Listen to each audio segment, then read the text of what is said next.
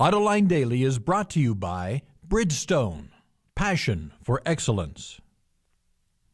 Here are today's top headlines. Saab is filing for bankruptcy, and you may get taxed on how many miles you drive your car.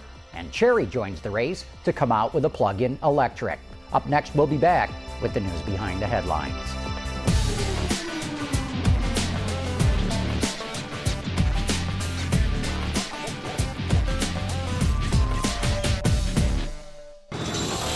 This is Autoline Daily for Friday, February 20, 2009, and now the news.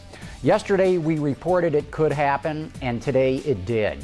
Saab has filed for bankruptcy. It wants to concentrate all design, engineering, and manufacturing back in Sweden and try to get the financing to recapitalize the company.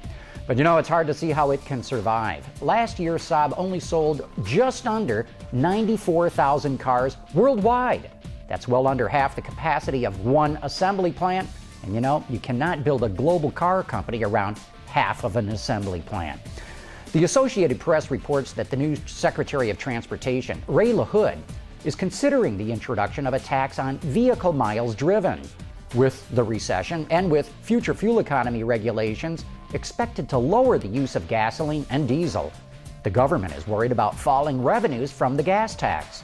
So it's exploring the idea of dropping the gas tax and taxing how many miles you drive instead.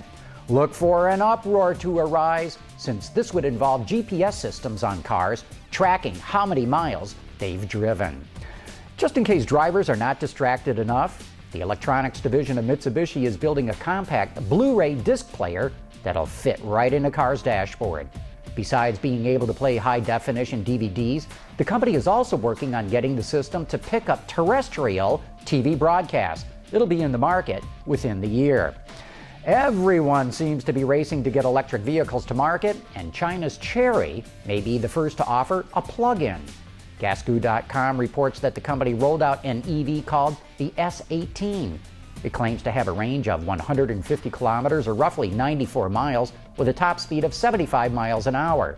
It uses iron phosphate-based lithium-ion batteries and is expected to carry a sticker price of less than $15,000 when it comes out within a year.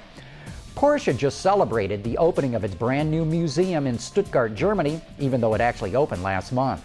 It has more than 200 exhibits and holds up to 80 vehicles, including classic Porsches and motorsport vehicles. Porsche expects more than 200,000 visitors a year. And Rolls-Royce will unveil a concept at the Geneva Motor Show in a couple of weeks called the 200EX.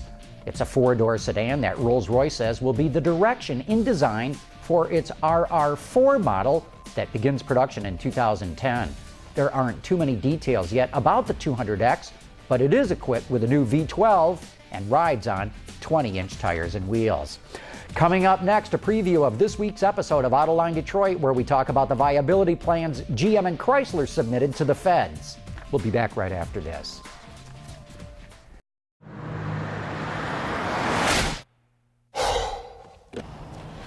Changing tires out here could be dangerous, but with these tires, I don't need to worry. Bridgestone.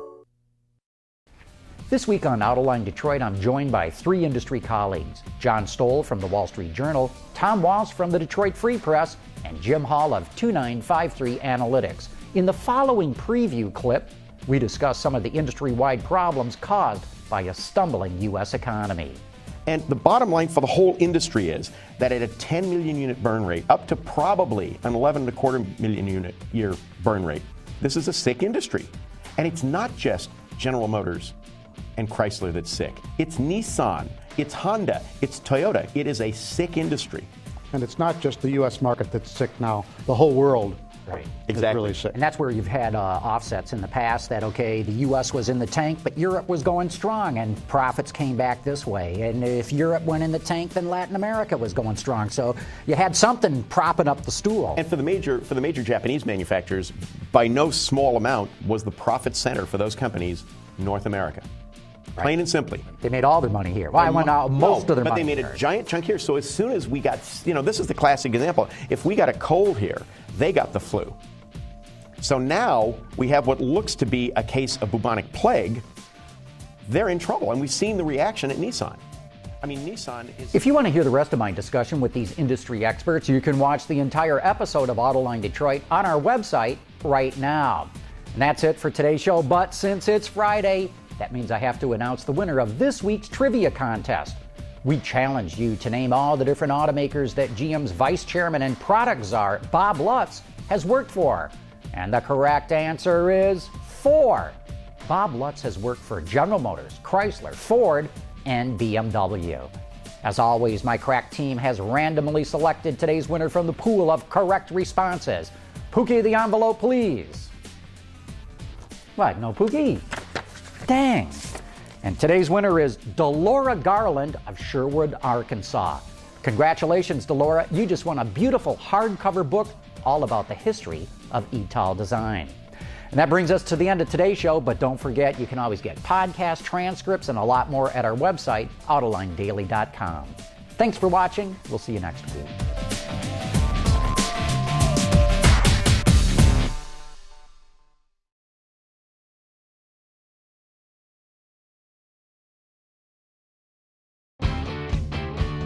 Visit our website for even more great content all week long. Autoline Extra, Dawn's Journal, podcasts, and even more.